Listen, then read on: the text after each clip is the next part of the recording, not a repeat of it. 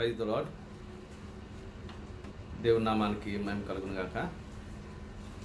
మన రక్షకుడును ప్రభువును విమోచకుడైన యేసుక్రీస్తు నామంలో మీ అందరికీ శుభవందనాలు తెలియజేసుకుంటూ ఉన్నాను. మరి గడిచిన కాలమంతా తన కృపా కాపుదలను మనందరినీ కాచి కాపాడి భద్రపరిచి ఇటు రీతిగా దేవుని మహిమపరచుకోవడానికి, ఆయన్ని స్తుతించడానికి, గణపరచడానికి ఆయన ఇచ్చిన గొప్ప తరుణాన్ని బట్టి దేవునికి స్తుతులు. అలాగే దేశ విదేశాల్లో మరి భారతదేశంలో ఉన్న మన కుటుంబస్తులు, మరి స్నేహితులందరికీ కూడా నేను శుభాలు తెలియజేసుకుంటూ ఉన్నాను.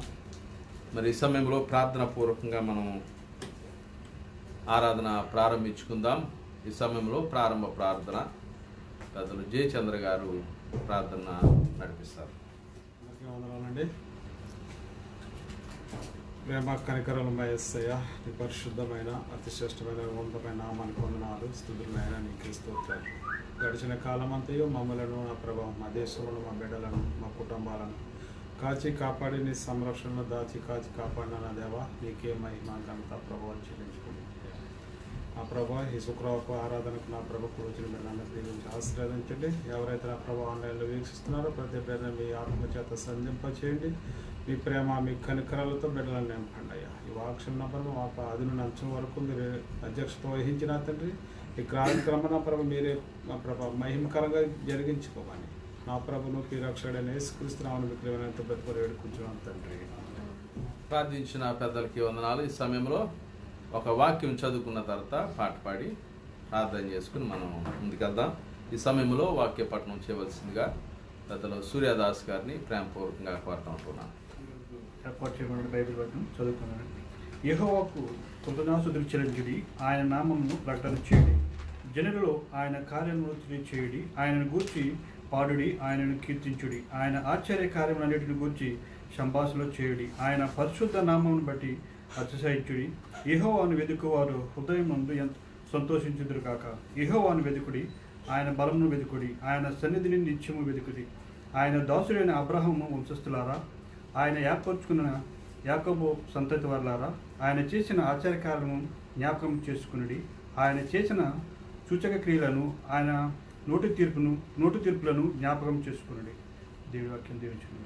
చదవబడిన వాక్యాన్ని బట్టి వందనాలు. ఈ సమయంలో మరి ఒక పాట పాడిన తర్వాత మనం వాక్యానికి వెళ్దాం. ఈ సమయంలో పెద్దలు శ్యామ్ గారు వచ్చి ఒక పాట పాడి మహిమపరుస్తారు. అలాగే మనందరినీ సజీవులుగా, క్షేమంగా, భద్రంగా కాచి కాపాడి మరొకసారి ఆయన సన్నిధిలో మనం ఆయన స్తుతించుకోవడానికి, మనం ఆయన ధ్యానించుకోవడానికి, ఆయన ఇచ్చిన ఆతిథ్యానికి ఘనత, మహిమ, ప్రభావం ఆయన చెల్లిస్తున్నాం. నాకు ఇచ్చిన ఈ అవకాశానికే దేవదాసులకి వందనాలు చెల్లిస్తూ ఒక పాట పాడి దేవుని మహిమపడతామండి.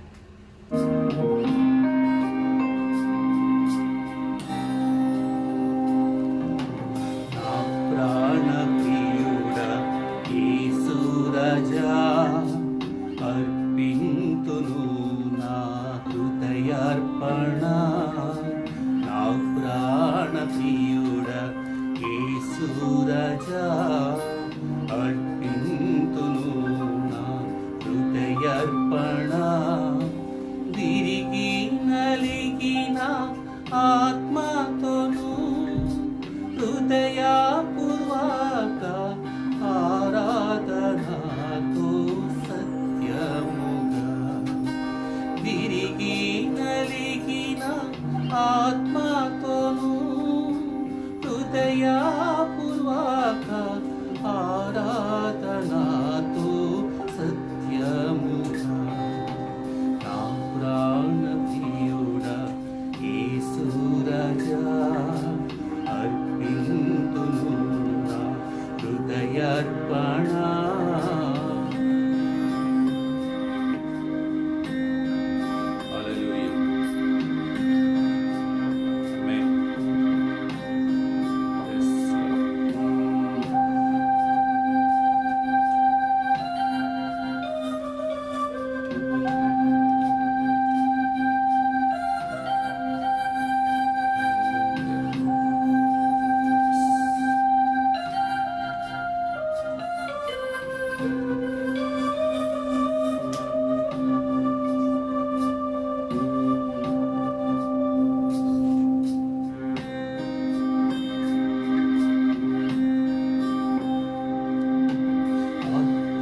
కరుణ ఆలోచన ఆశ్చర్య సమాధాన ప్రభువా అద్భుత కరుణ ఆలోచన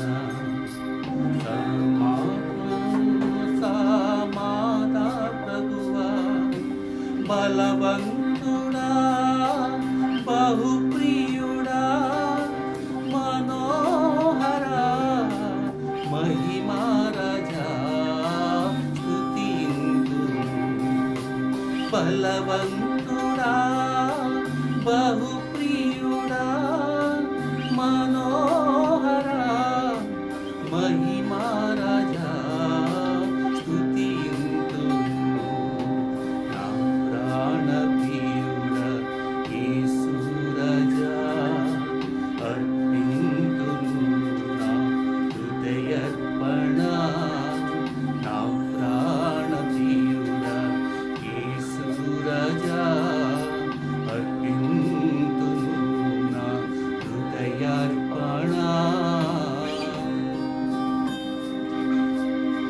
గర్భంన పుట్టినది బిడ్డను కరుణించిన తల్లి మరచిన మరవని దేవుడు నా ప్రాణ ప్రియులను యేసుని ఆరాధిస్తాను. ఆమేన్. హల్లెలూయా. ప్రైజ్.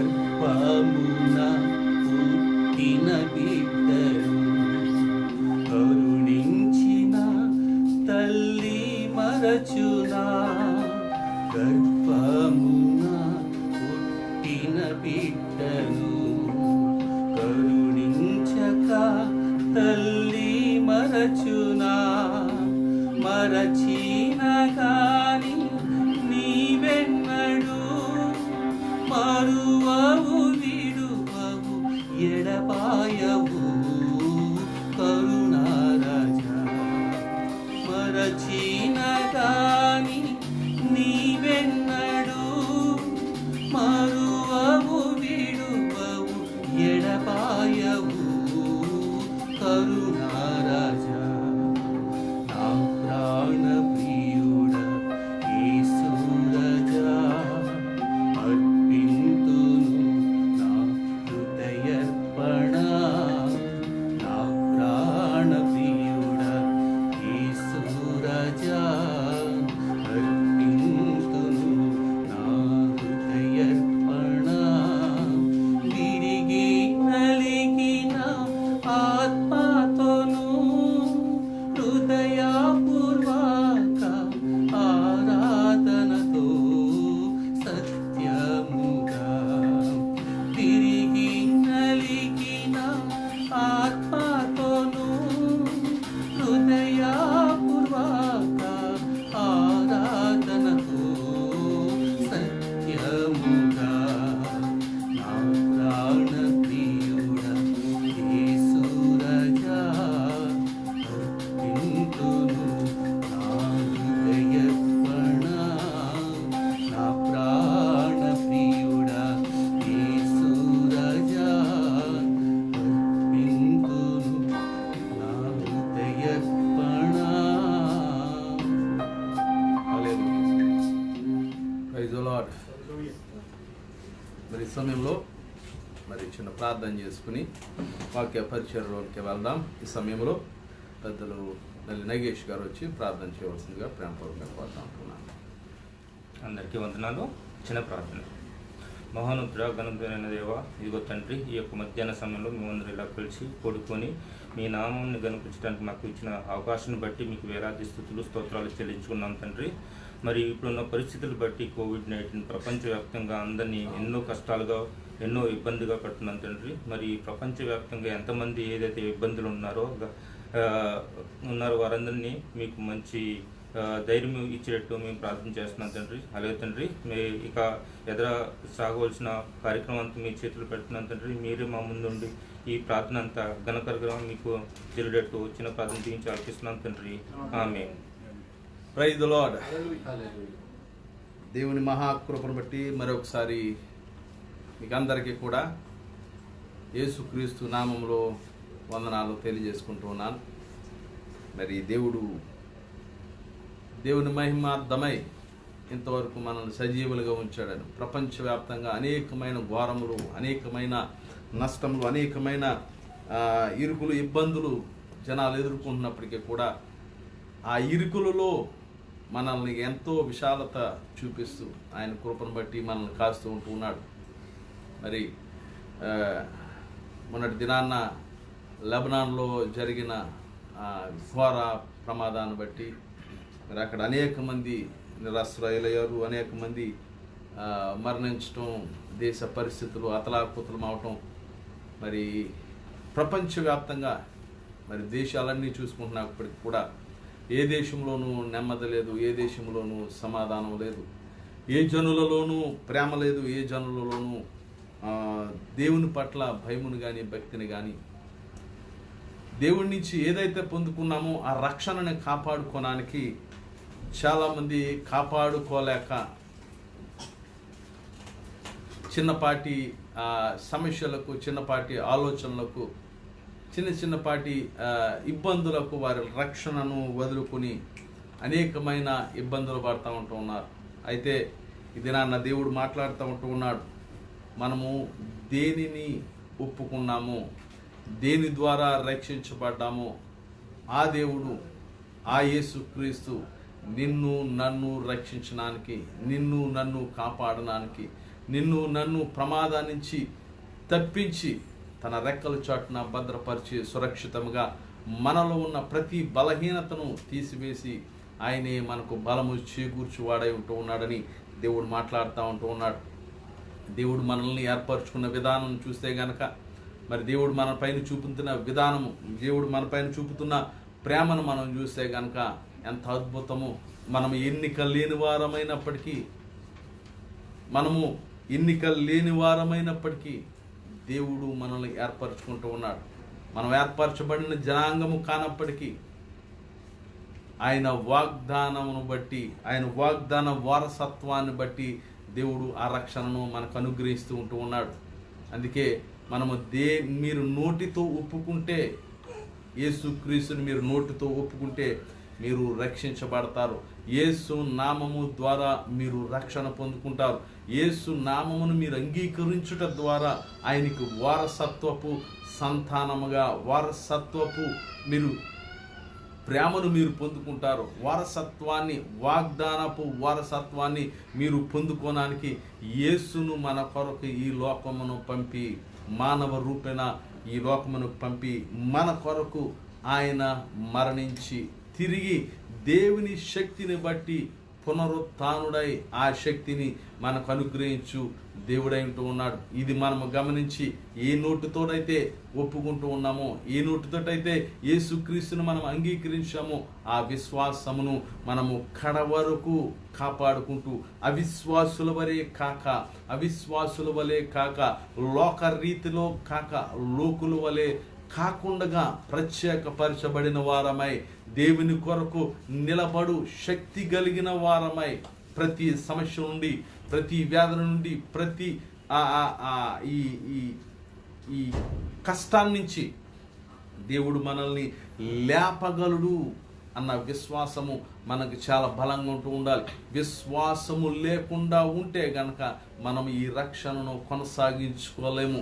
అల్ప విశ్వాసులుగా ఉంటే గనక నా అవసరత కొరకు మనము దేవుని నమ్మితే గనక ఖచ్చితంగా దాని నుంచి మనము కోల్పోవడం చాలా ఇష్టం. మనకంటే ముందుగానే యేసుక్రీస్తుని మన కొరకు ఈ లోకమును పంపి మనల్ని రక్షించుకున్న దేవుడే ఉంటూ ఉన్నాడు. అందుకే అపోస్తలులైన పౌలు గారు రోమీయులకు రాస్తూ చెప్తూ ఉంటూ ఉన్నారు. అపోస్తలులైన పౌలు గారు రోమీయులకు రాస్తూ 10వ అధ్యాయము 9వ వచనం నుంచి మనం చూస్తే గనక అదేమనగా యేసు ప్రభువని నీ నోటితో ఒప్పుకొని దేవుడు మృతులలో నుండి ఆయనను లేపనని నీ హృదయమందు విశ్వసించిన ఎడల నీవు రక్షించబడుదువు.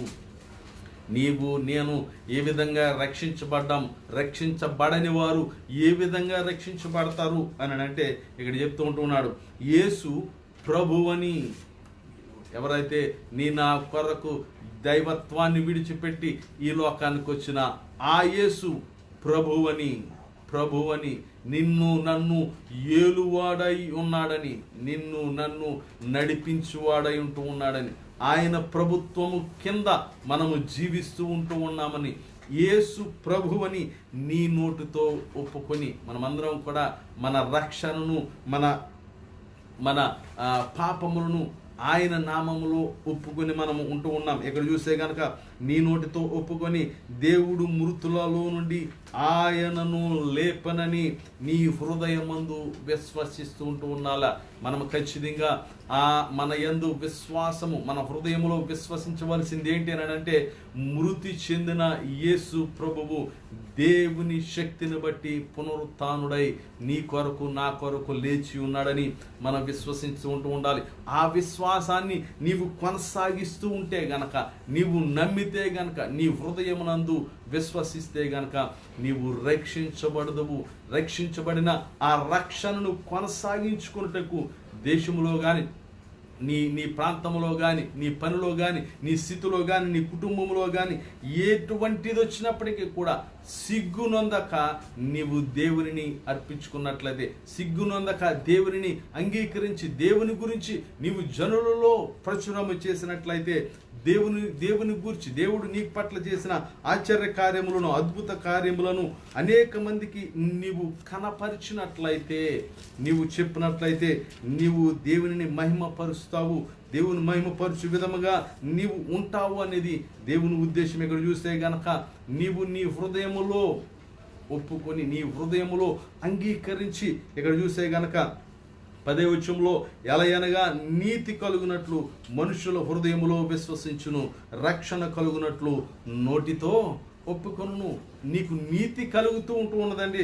నీకు నీతి కలగాలి అని అంటే ఇక్కడ ఏం చేయాలనంటే నీ హృదయములో విశ్వసించాలి. ఎప్పుడైతే నీ హృదయములో దేవుని విశ్వసించావో, నీ హృదయములో యేసుక్రీస్తుని ప్రభువుగా అంగీకరించి విశ్వసిస్తావో, నీ హృదయము నీతికరంగా మారుతుంది.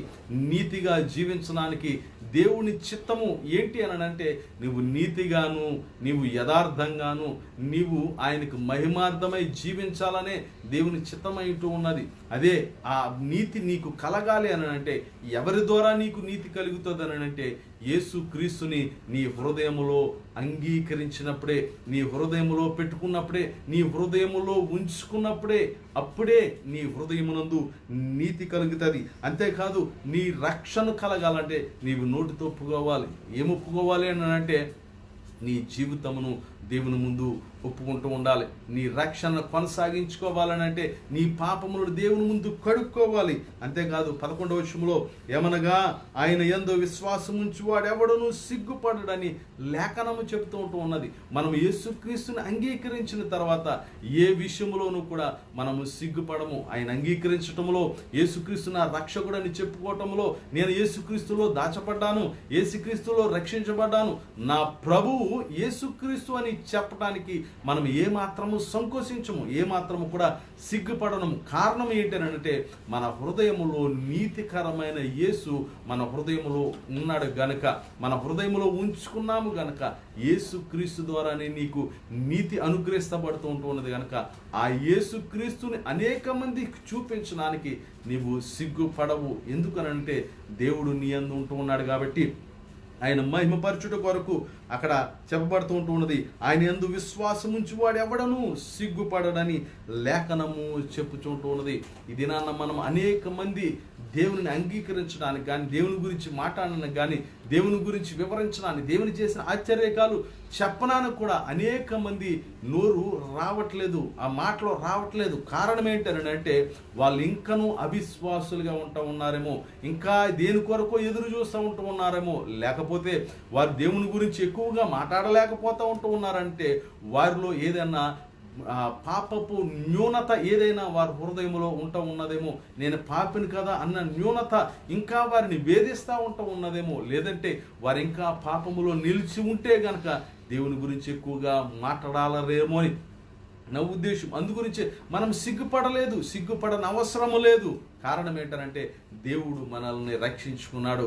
మన హృదయంలో విశ్వసించిన దానిని బట్టి ఆయన మనకు నీతిని అనుగ్రహిస్తూ ఉన్నాడు. ఆ నీతిని మనము వ్యక్తపరచాలంటే చూపాలనంటే దేవుణ్ణి మనము ఎదుటివారిగా అంగీకరించాలి, ఎదుటివారికి మనం ప్రకటించాలి. సువార్తను ప్రకటించువారుగా మన జీవితాన్ని బట్టే ఎదుటివారికి క్రీస్తును ప్రకటించువారుగా మనం ఉంటూ ఉండాలి. ఎందుకనంటే మనము పొందుకున్న రక్షణ మనతోనే కాకుండా, మనము పొందుకున్న ఆశీర్వాదము మనతోనే కాకుండా అనేక మందికి రక్షించువారుగా, అనేక మందిని ఆశీర్వదించువారుగా, అనేక మందిని క్రీస్తు వద్దకు నడిపించువారుగా మన జీవితాలు ఒక మాదిరికరంగా ఉండాలి. ఆ మాదిరికరంగా ఉండాలని అంటే నీ మాట దేవునికి స్తుతుల వరకు ఉండాలి. నీ మాట దేవునికి స్తుతులు చెల్లించుదాలాగా ఉండాలి. నీ ప్రవర్తన దేవునికి మహిమకరంగా ఉండాలి. ఏ విషయంలోనూ నీవు సిగ్గు నొందక దేవుడు నిన్ను కాపాడులాగా ఉంటారు. అందుకే మనము ఏ వారమైనప్పటికీ కూడా ఏ భేదమును లేదు. నీవు రక్షించబడాలని అంటే నీ ఆత్మను రక్షించుకోవాలి. నీ ఆత్మను దేవునిలో దాచబడాలి. క్రీస్తు ద్వారా రక్షించబడి ఆ పరలోక రాజ్యములో నీవు ఆ స్థానాన్ని పొందుకోవాలి అని అంటే ఇక్కడ ఏ భేదములోనూ లేదు. ప్రతి వారు రక్షించబడిన వారని అపోస్తులైన పౌలు గారు చెప్తూ ఉంటున్నారు. ఏ భేదము లేదు. యూదుడైనా, గ్రీక్ అయినా, ఏ దేశస్థుడైనా, ఏ కులమైనా, ఏ మతమైనా, ఏ తెగ అయినా, ఏ రంగైనా, అది ఏ భేదమును లేదు. యేసు నామమున నీవు అంగీకరిస్తే గనక, నీ హృదయమును ఆయన అంగీకరిస్తే, నీ హృదయములో ఆయన ఉంచుకుంటే, నీ నోటితో ఒప్పుకుంటే నీకు నీతి, నీకు రక్షణ కలుగుతూ ఉంటుంది. అందుకే చెప్తూ ఉన్నాడు 12వ వచనంలో, యూదుడని లేదు, యూదుడని గ్రీసు దేశస్థుడని భేదము లేదు, ఒక్క ప్రభువే అందరికీ ప్రభువై ఉండి, ఆ ఒక్క ప్రభువే అందరికీ ప్రభువై ఉంటూ ఉన్నాడు. మొన్నటి వారం చెప్పాను కదా, ఆయన ఈ ఇశ్రాయేలీలో ఎవరైతే తప్పిపోయిన గొర్రెలు ఉంటామన్నారో వారిని రక్షించుట కొరకు నేను వచ్చానని ఆ కానాను స్త్రీతో చెప్తూ ఉన్నప్పుడు, ఆ కానాను స్త్రీ యొక్క విశ్వాసమును బట్టి యేసుక్రీస్తు తన కుమార్తెను స్వస్థపరిచినట్టు మనం అక్కడ చూస్తూ ఉన్నాం. అంటే దీనిని బట్టి నీకు రక్షణ యేసుక్రీస్తుని నీవు విశ్వసించిన దానిని బట్టే, నీవు యేసుక్రీస్తుని అంగీకరించిన దాన్ని బట్టే రక్షణ నీకు కలుగుతూ ఉంటుంది. అదే సువార్త ఏంటి? యేసుక్రీస్తుని అంగీకరించడం ద్వారా నీ ఆత్మను రక్షించుకోగలుగుతావు. యేసుక్రీస్తు ఒక మతానికో, ఒక తెగకో, ఒక ప్రాంతానికో, ఒక దేశానికో చెందిన వారు కాదు అనేది చాలా స్పష్టమైనది. నీవు యేసుక్రీస్తు అని అంటే అది ప్రేమ మార్గము. యేసుక్రీస్తు అనేది పరలోక రాజ్యమునకు మార్గము తప్పించి అది ఒక మతము కాదు, ఒక తెగ కాదు, ఒక వ్యక్తి కాదు, ఒక ప్రాంతము సంబంధించిన కాదు అని చెప్పేసి ఇక్కడ బైబిల్ చెప్తూ ఉన్నది. నీవు దేనిని అంగీకరిస్తూ ఉన్నావో అంగీకరించిన దాన్ని బట్టి, ఒప్పుకొనిన దానిని బట్టి నీవు రక్షించబడదువు.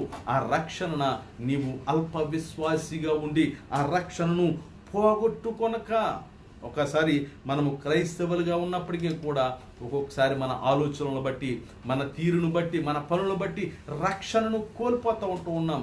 దేవుడు దగ్గరగా ఉన్నప్పటికీ దేవుని చూడలేక, దేవుని దగ్గరగా ఉన్నప్పటికీ దేవుని మహిమను మనము కనుగొనలేక మనము దేవుణ్ణి దూరపరుచుకుంటూ ఉన్నాం. అందుకే ఒక్కొక్కసారి మనము కూడా అల్ప విశ్వాసులమై పడిపోతూ ఉన్నాం. పడిపోయినా సరే దేవుణ్ణి గనక మనం ఆయన పేరట అడిగినట్లయితే, యేసు క్రీస్తు పేరట దేవుణ్ణి మనం అడిగినట్లయితే తన బలముతో మనల్ని రక్షించువాడై ఉంటూ ఉన్నాడు. తన దక్షిణ హస్తముతో మనల్ని కాపాడువాడు ఉంటూ ఉన్నాడు. అంతేగాని ఎప్పుడూ కాపాడుతున్నాడు కదా అని ఎప్పుడూ మన జీవితాల్ని ఇలా పాపానికి దాసులుగా చేసుకోకూడదు. ఒకానొక సమయంలో పేతురు గారు సముద్రం ప్రయాణమై వెళ్తూ ఉన్నప్పుడు భయంకరమైన తుఫాను గాలి వచ్చినప్పుడు యేసు ప్రభు గారు ఆ పడవ దగ్గరికి నడుచుకుంటూ వస్తూ ఉన్నప్పుడు శిష్యులైనప్పటికీ యేసు ప్రభు గారిని దెయ్యమని భావించి భూతమని భావించి అలా కంగారు పడతా ఉంటూ ఉన్నప్పుడు యేసు ప్రభు గారు వారితో చెబుతూ ఉన్న మాటలు మనం గుర్తు చేసుకుంటే గనక నీవు ఏ పరిస్థితిలో ఉన్నప్పటికీ క్రైస్తవుడుగా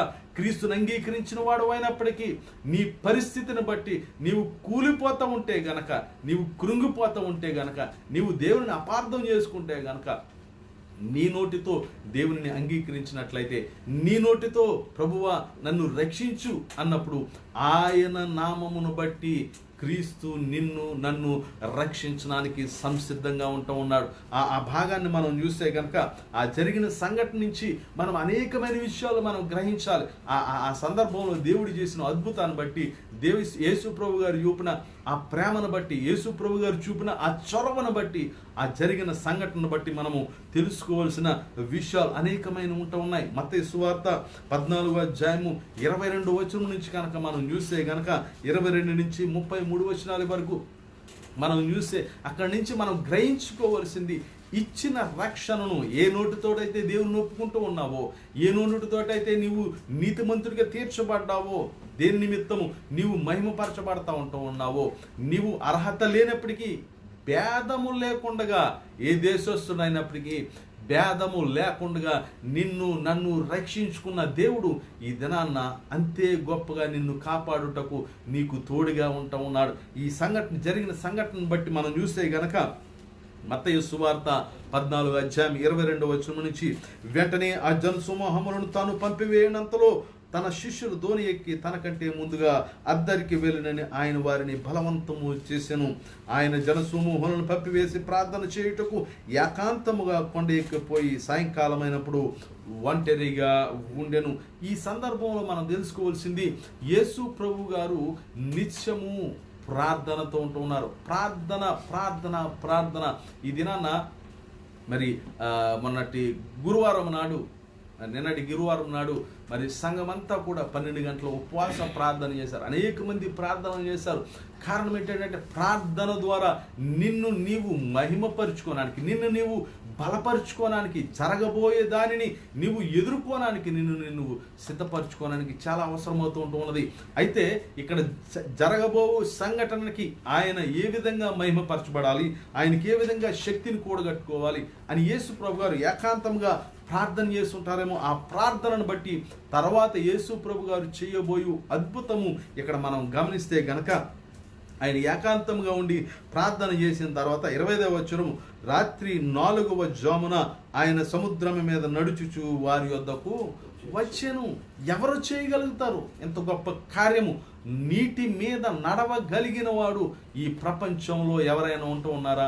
అది యేసుక్రీస్తు మాత్రమే.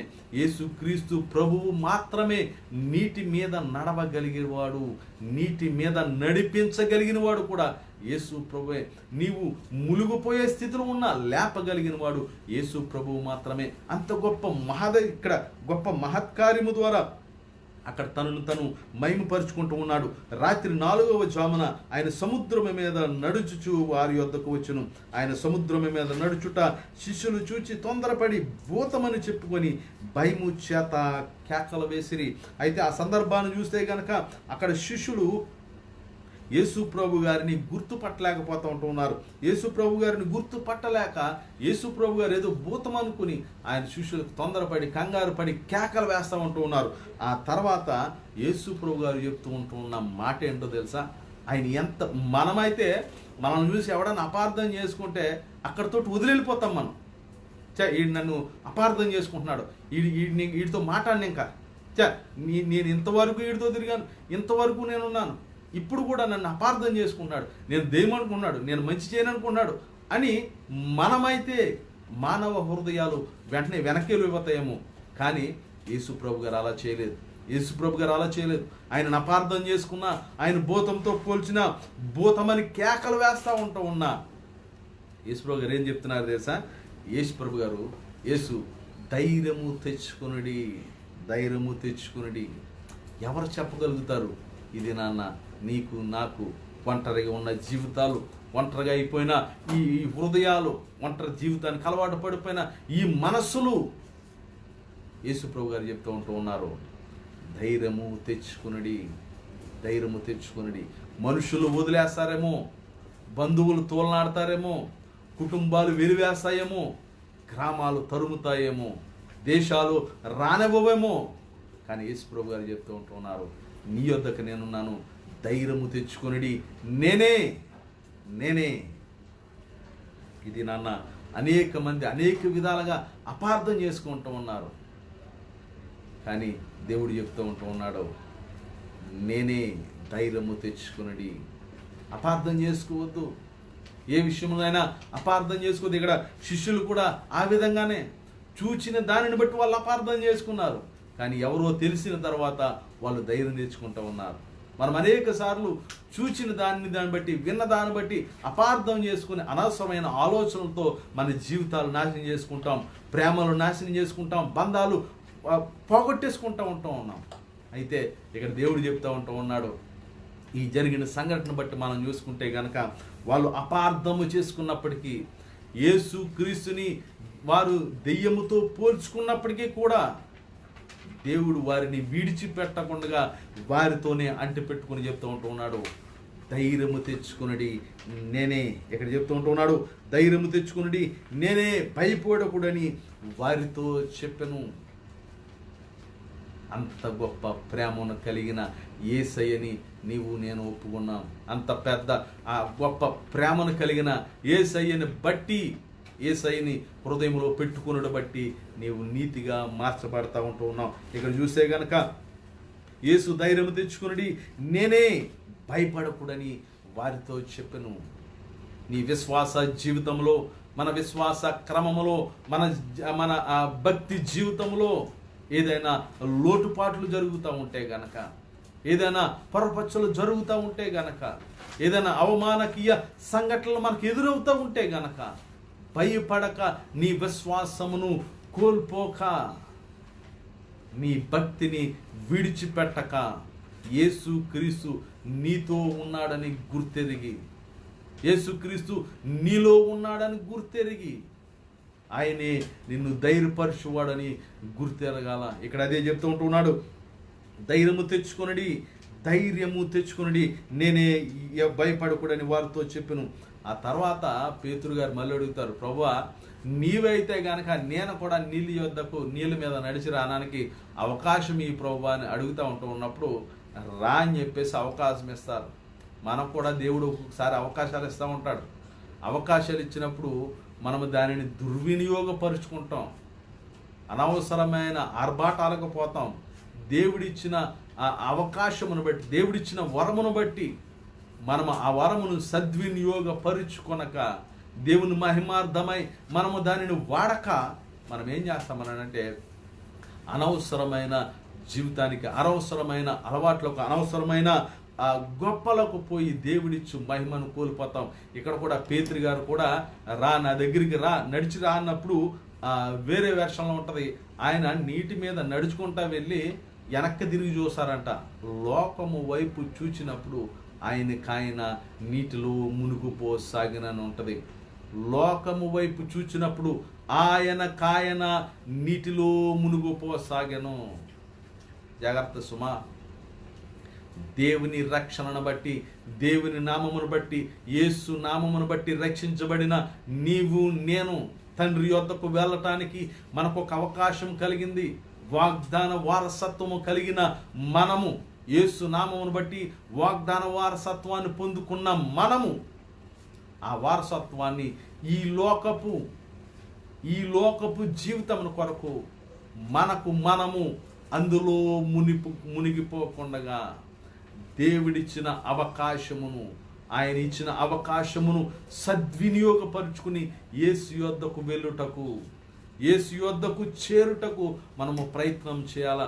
ఇక్కడ మధ్యలో పేతురు గారు యేసు యొద్దకు చేరడానికి సమీపిస్తూ ఉన్నప్పుడు ఆయన లోకము వైపు చూచి గర్వపడిన కారణముగా, పేతురు గారు గర్వపడిన కారణముగా, ఎవరికి దొరకని ఆధిక్యత ఆయనకు దొరికిందని ఆధిక్యతతో గర్వపడిన తన జీవితము తనకు తానే నీటిలో మునిగిపోసాగెను.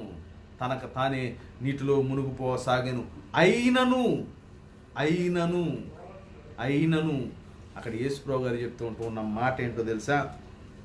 అక్కడ గాలి చూచి భయపడి మునుపు కోసం ప్రభువా నన్ను రక్షించుమని కేకలు వేశాను. అక్కడ పేతురు గారు చేసిన ప్రార్థన ఏంటో తెలుసా? ప్రభు నామమును బట్టి ఆయన అక్కడ ప్రార్థన చేశాడు. ప్రభువా నన్ను రక్షించుమని కేకలు వేశాను. ఆయన ప్రభువా నన్ను ఏలువాడా యేసు నన్ను రక్షించుమని ఎప్పుడైతే పేతురు గారు కేకలు వేశారో వెంటనే యేసు చెయ్యి చాపి అతను పట్టుకొని అల్ప విశ్వాసి ఎందుకు సందేహపడుతువని అతనితో చెప్పాను. ఈ దినాన్న నీవు నేను మనము ఖచ్చితంగా తెలుసుకోవాల్సింది, యేసు మనతో ఉండగా ఏ విషయమై మనము సందేహపడనవసరం లేదు, ఏ విషయమై మనము ఆందోళన చెందనవసరం లేదు. ఎట్టి తుఫాను మనల్ని వెంటాడుతూ ఉంటున్నా, ఎట్టి తుఫానులో నీవు నేను చిక్కబడిపోయినా, ఎట్టి శ్రమలో మనల్ని ముంచి వేస్తూ ఉన్నప్పటికీ కూడా యేసు ప్రభు గారు చెప్తూ ఉంటున్నారు, నా నామమును బట్టి రక్షణ పొందుకున్న మీరు, నా నామమును బట్టి ప్రార్థన చేసిన మీరు, నా బట్టి నీతిని పొందుకున్న మీరు, నేను మీకు తోడుగా ఉన్నాను, ధైర్యపడుడి, నేను మీతో ఉన్నానని దేవుడు చెప్తూ ఉన్నాడు. నేనే ధైర్యము తెచ్చుకున్నాడని యేసు ప్రభు గారు చెప్తూ ఉన్నారు. మనము ఆయనతో ఉంటే, ఆయన మనతో ఉంటే ఎట్టి తుఫాను కూడా మనల్ని కృంగదీయదు, ఎట్టి నీరు కూడా మనల్ని ముంచివేయదు అన్న విషయాన్ని మనము గ్రహించుకోవాలి. అది నీకు నాకు అనుగ్రహించబడింది. కారణం ఏంటనంటే నీవు వాగ్దాన రూపేణ నీవు వారసత్వాన్ని పొందుకుంటూ ఉన్నావు. తండ్రి అయిన దేవుడు యేసుక్రీస్తు ద్వారా ఆ వరమును నీకు నాకు అనుగ్రహిస్తూ ఉన్నాడు. ఆ గొప్ప రక్షణ నీకు నాకు అనుగ్రహిస్తూ ఉన్నాడు. ఆ రక్షణను కొనసాగించు క్రమములో అల్ప విశ్వాసులమై, దేవుడు మనతో లేడన్న అల్ప విశ్వాసమును కలిగి అపార్థములకు పోయి అనవసరమైన అనుమానములతోటి దేవునితో మన సాంగత్యము తెంచుకుంటే గనక, దేవునితో మన సహవాసాన్ని తెంచుకుంటే గనక ఈ లోకములో మునిగిపోయే ప్రమాదము ఎంతైనా ఉన్నది. అయితే దేవుని నామమును బట్టి, ప్రభువు నామమును బట్టి నీవైనా నేనైనా ఇప్పటికైనా మనము దేవుని ఎడల ప్రార్థన చేసినట్లయితే, దేవునికి ప్రార్థన చేసినట్లయితే ఆయన దక్షిణ హస్తము అందించి నిన్ను నన్ను రక్షించుకోవడానికి, నిన్ను నన్ను కాపాడుకోవడానికి అక్కడ దేవుడు అవకాశం ఇస్తూ ఉన్నాడు. దేవుని రక్షించిన తరువాత వాళ్ళు చెప్తూ ఉన్నారు 33వ వచనంలో, దేవుని కుమారుడని చెప్పి ఆయనకు మ్రొక్కిరి, దేవుని కుమారుడని ఆయనకు మ్రొక్కిరి. కారణం ఏంటనంటే వాళ్ళు వెదుగుతున్నది వాళ్ళకి దొరికింది. అల్ప విశ్వాసుల వలె కాక, ఆయన చెప్తూ ఉంటున్నాడు కదా, అల్ప విశ్వాసుల వలె ఎందుకుంటా ఉన్నారు మీరు, అటు ఇటు తిరుగుతూ ఎందుకుంటా ఉన్నారు, ఒకసారి అటు ఒకసారి ఇటు. మొన్నటి వరకు చూశాను నేను, అప్పటి వరకు యేసు ప్రభు గారు ప్రొఫైల్ పిక్చర్ ఉన్నది, కష్టం వచ్చింది, ప్రొఫైల్ పిక్చర్ మారిపోయింది. కారణం తన విశ్వాసాన్ని కొనసాగించుకోలేకపోతూ ఉంటున్నాడా?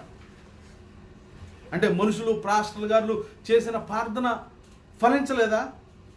దేవుడు ఆ బిడ్డను కాపాడలేకపోయాడా?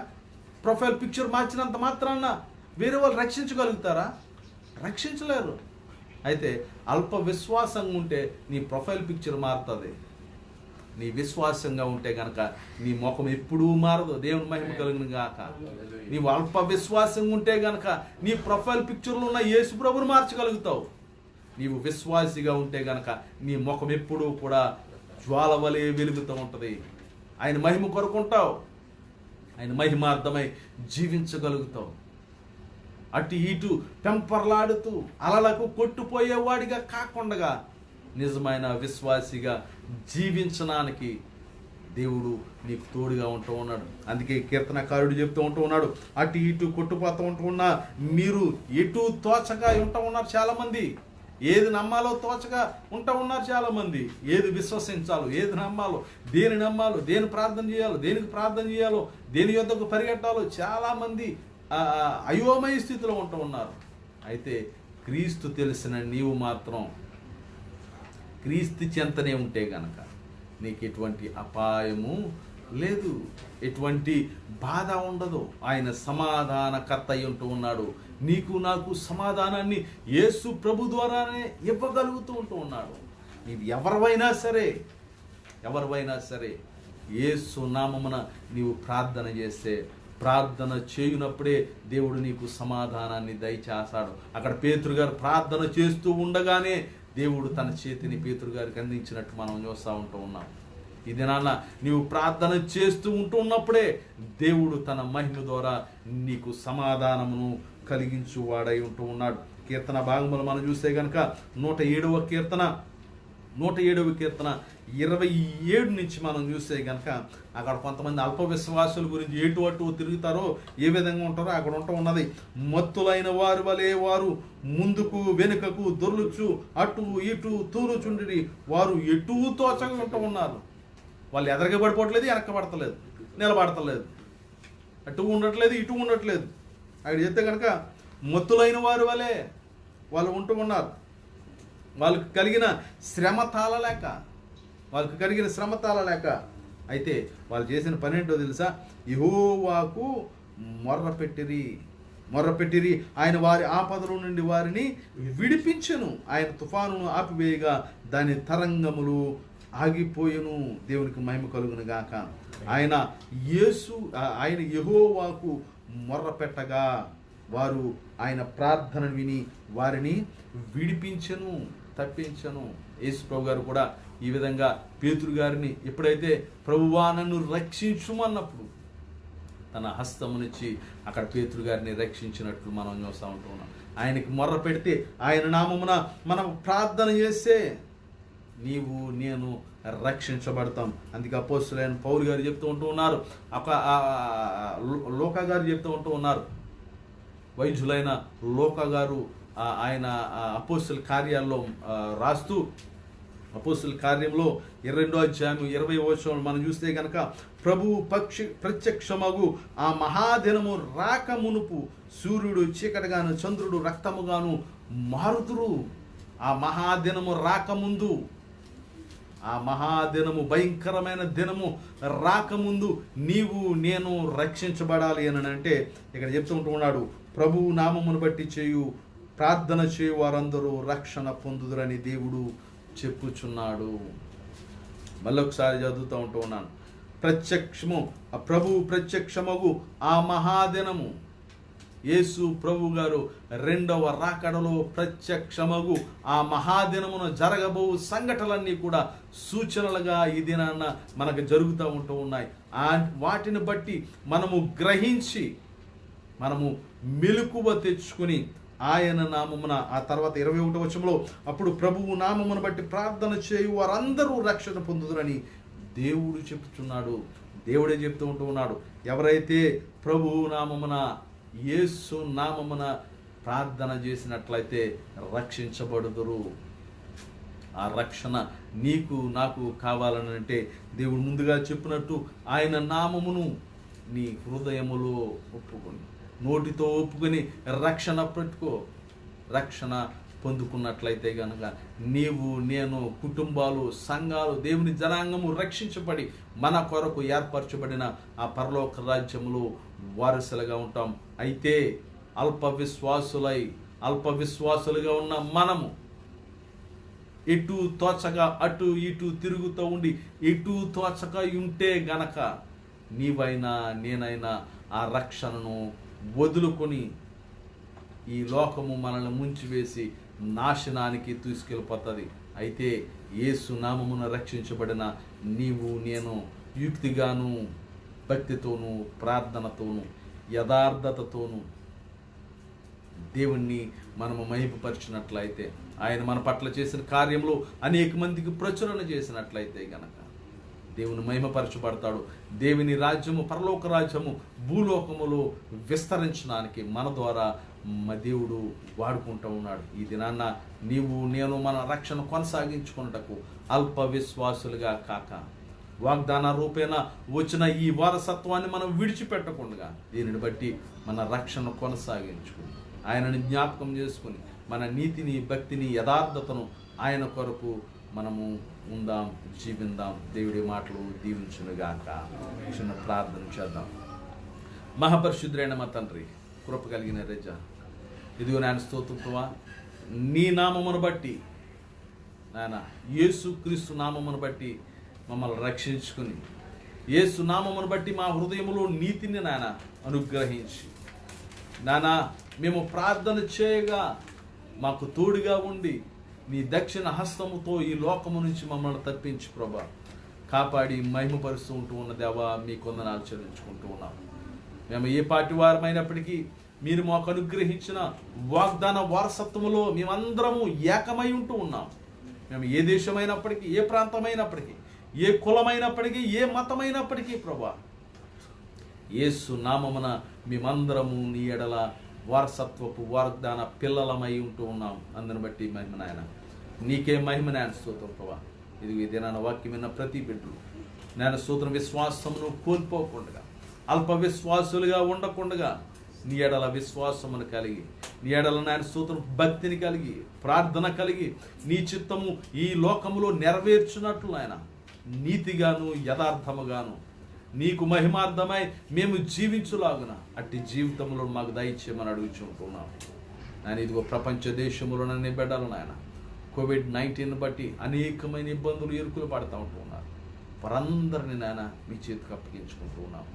నీ బిడ్డలమైన మేము ఎట్టి తుఫానుకి లోను కాకుండా, ఎట్టి ఇబ్బందులకి మా విశ్వాసాన్ని కోల్పోకుండా మా విశ్వాసాన్ని కాపాడుకుని ఆయన నీ ఎడల మహిమతో నిలవబడు శక్తిని మాకు అనుగ్రహించమని అడుగుతూ ఉంటున్నాం. ఎవరైతే కోవిడ్-19 బారిన పడుతూ ఉంటూ ఉన్నారో వారిని స్వస్థపరచమని అడుగుతూ ఉంటున్నాం.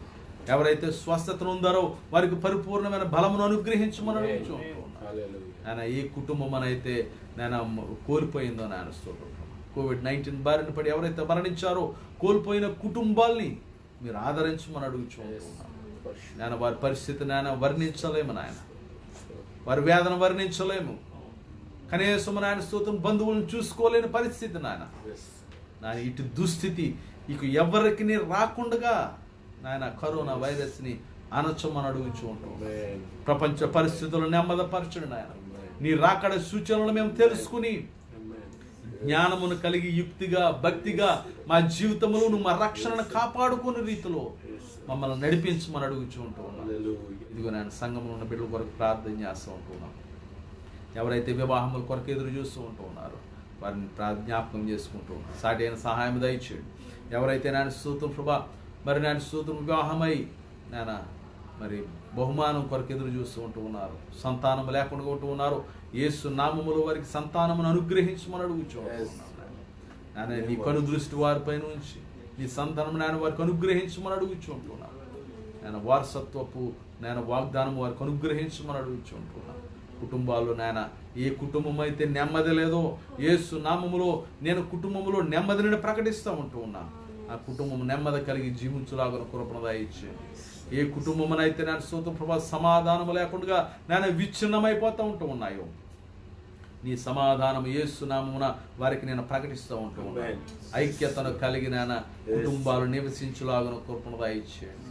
నేను తల్లిదండ్రులు పిల్లలు తల్లిదండ్రులకు నేను ఒకరినొకరు నేను ప్రేమించుకుని నేను యోగ్యతను కలిగి జీవించులాగా కృపను దయచేయచ్చండి. మెట్టుకున్నాను స్తోత్రం ప్రభా. మరి సమయంలో నాయన సంఘం గురించి ప్రార్థన చేస్తూ ఉంటూ ఉన్నాం. హోలీ గాస్పల్ మినిస్ట్రీస్ నేను నీ మహిమార్థమే నడిపించమని నేను సంఘ పెద్దల కుటుంబాలను విశ్వాసుల కుటుంబాలను నేను దేశంలో ఉన్న స్నేహితులను కుటుంబస్తులను ప్రతి వారిని మీ చేతికి అప్పగించుకుంటూ ఉన్నాను. నన్ను దీవించండి, బలపరచండి, భద్రపరచండి. పనులు లేని వారికి పనులను అనుగ్రహించమని అడుగుతూ ఉంటూ ఉన్నాం. ఈ సమయంలో ఆర్థికంగా ఎవరైతే ఇబ్బంది పడుతూ ఉంటూ ఉన్నారో నేను నీ ధననిధి నుంచి వారికి సహాయం అందించమని అడుగుతూ ఉంటున్నాం. మార్గములు తెరవమని అడుగుతూ ఉంటున్నాం. పనులను ఏర్పరచమని అడుగుతూ ఉంటున్నాం. ప్రయాణ భద్రతను అనుగ్రహించమని అడుగుతూ ఉంటున్నాను ప్రభా. ఎవరైతే ప్రార్థన అవసరత కోరి ఉంటూ ఉన్నారో ప్రతి ప్రార్థన అవసరత యేసుక్రీస్తు నామములో వారికి అనుగ్రహించి బలపరిచి నీ మహిమార్థమై మీరు మహిమ తెచ్చుకోమని యేసుక్రీస్తు నామములో అడిగి వేడుకుంటూ ఉన్నాం మా తండ్రి. మన తండ్రి యొక్క ప్రేమయు కుమారుడు యొక్క కృపయు పరిశుద్ధాత్మ యొక్క అన్యోన్య సహవాసము సమాధానం మనకి తన విశ్వాసులు ఎల్లరికీ సదాకాలం తోడే ఉండి నడిపించును గాక. ఆమేన్, ఆమేన్, ఆమేన్. దేవుడు మనందరూ దీవించును గాక. సియోనులో నుండి యెహోవా మిమ్మల్ని దీవించును గాక. సియోనులో నుండి యెహోవా మన కుటుంబాలను ఆశీర్వదించును గాక. God bless you all. Hallelujah.